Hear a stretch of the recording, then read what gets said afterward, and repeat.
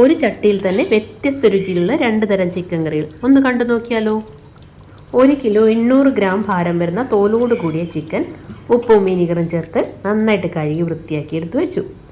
വലിയ ഒരു ചീനച്ചട്ടിയിൽ 6 table spoon എണ്ണ ഒഴിച്ച് ചൂടാവുമ്പോൾ കടുകും പട്ട, ഗ്രാമ്പൂ, ഏലക്ക തുടങ്ങിയ ഗരം മസാല ഐറ്റംസ് 1 ടീസ്പൂൺ അളവിൽ ഇട്ട് കൊടുക്കണം. അത് ചൂടാവുമ്പോൾ ഒരു 7 സവാള നീളത്തിലരിഞ്ഞ് ചേർത്ത് ഒന്ന് ഇളക്കി കൊടുക്കണം.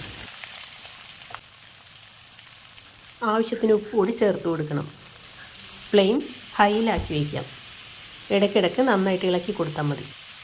സവാളയുടെ ഈ കളർ മാറി ഒരല്പം വഴന്നു തുടങ്ങുമ്പോൾ ഫ്ലെയിം സിമ്മിലേക്ക് മാറ്റി മൂടി വെച്ച് ഒരു 3-4 മിനിറ്റ് കഴിയുമ്പോൾ വീണ്ടും മൂടി തുറന്ന് ഇളക്കി കൊടുക്കണം. സവാള ഒരു 1/4 വഴന്ന് കഴിയുമ്പോൾ അതിലേക്ക് 1.5 ടേബിൾ സ്പൂൺ ഇഞ്ചി ചതച്ചതും 1.5 ടേബിൾ സ്പൂൺ വെളുത്തുള്ളി ചതച്ചതും ചേർക്കാം. ഒരു 4-5 പച്ചമുളകും ചേർക്കാം. നന്നായിട്ട് ഇളക്കി കൊടുക്കുക. ഒരു 3-4 മിനിറ്റ് കൂടെ മൂടി വയ്ക്കാം. ഇനി പൊടികൾ ചേർത്ത് തുടങ്ങാം. 1 ടീസ്പൂൺ മഞ്ഞൾപ്പൊടി നന്നായിട്ട് ഇളക്കി ചേർക്കുക. ഇനി അതിലേക്ക് 3.5 ടേബിൾ സ്പൂൺ മല്ലിപ്പൊടി ചേർക്കാം. അത് നന്നായിട്ട് ഇളക്കി യോജിപ്പിച്ചതിന് ശേഷം 3.5 ടീസ്പൂൺ കാശ്മീരി ചില്ലി പൗഡർ ചേർക്കാം. ഇതും നന്നായിട്ട് ഇളക്കി യോജിപ്പിക്കുക. ഇതെല്ലാം ചെയ്യുമ്പോൾ ഫ്ലെയിം സിമ്മിലായിരിക്കും, പ്രത്യേകം ശ്രദ്ധിക്കണം. എല്ലാം നന്നായിട്ട് ഇളക്കി ആ പച്ചമണം മാറിക്കഴിയുമ്പോൾ ഒരു വലിയ തക്കാളി അരിഞ്ഞത് ചേർത്ത് നന്നായിട്ട് വഴറ്റിയെടുക്കാം. ഒരല്പസമയം മൂടി വയ്ക്കുക. ഒരു 4-5 മിനിറ്റ് കഴിയുമ്പോൾ വീണ്ടും മൂടി തുറന്ന് ചട്ടിയുടെ അടി ചേർത്ത് നന്നായിട്ട് ഇളക്കി കൊടുക്കണം. ഇനി വീണ്ടും മൂടി വയ്ക്കുക. ഇത് ഇടയ്ക്കിടയ്ക്ക് ആവർത്തിച്ചുകൊണ്ടിരിക്കുക.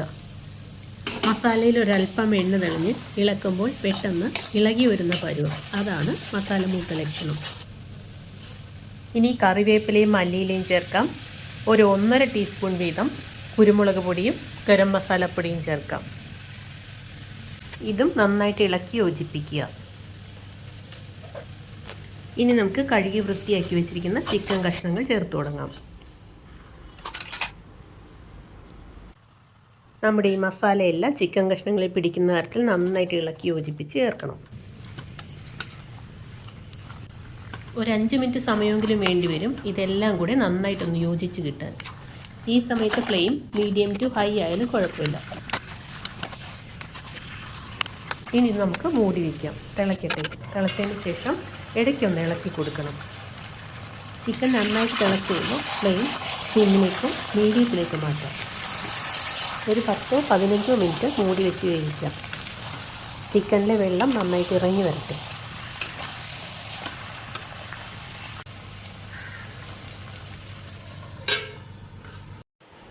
ചിക്കൻ വെന്ത് തുടങ്ങി. ചിക്കനിലെ വെള്ളമെല്ലാം ഇറങ്ങി വന്നിട്ടുണ്ട്. അടി ചേർത്ത് നന്നായിട്ടൊന്ന് ഇളക്കി കൊടുക്കുക. ഇനി പോരാത്ത ഉപ്പ്, ഗരം മസാല എല്ലാം ഒന്ന് ചെക്ക് ചെയ്യുക. എന്തെങ്കിലും കുറവുണ്ടെങ്കിൽ അതുകൂടെ ചേർത്ത് കൊടുക്കുക. ഫ്ലെയിം സിമ്മിലേക്ക് മാറ്റിയതിന് ശേഷം ഒരു 10 മിനിറ്റ് കൂടെ മൂടി വെച്ച് വേവിക്കാം.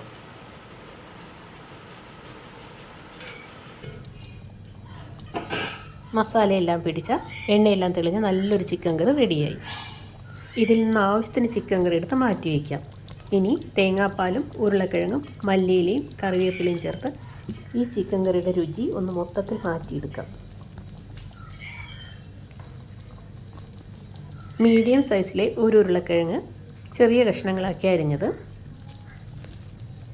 കറിവേപ്പില, ഒരു പിടി മല്ലിയില, 1.5 ഗ്ലാസ് തേങ്ങാപ്പാൽ ഇതെല്ലാം ചേർത്ത് ഉരുളക്കിഴങ്ങ് വേകുന്നത് വരെ ഒന്ന് തിളപ്പിച്ചെടുക്കുക.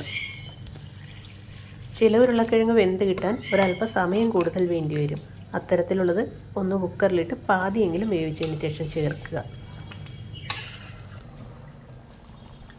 ഇപ്പോൾ ഉരുളക്കിഴങ്ങ് ചേർത്ത ചിക്കൻ കറി നന്നായിട്ട് തിളച്ച് കഴിഞ്ഞു.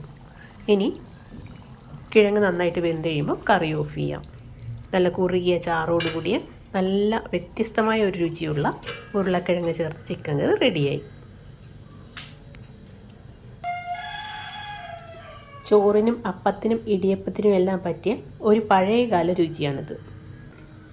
ഇഷ്ടപ്പെട്ടാൽ ലൈക്കും ഷെയർ സബ്സ്ക്രൈബും ചെയ്യണേ. Thank you.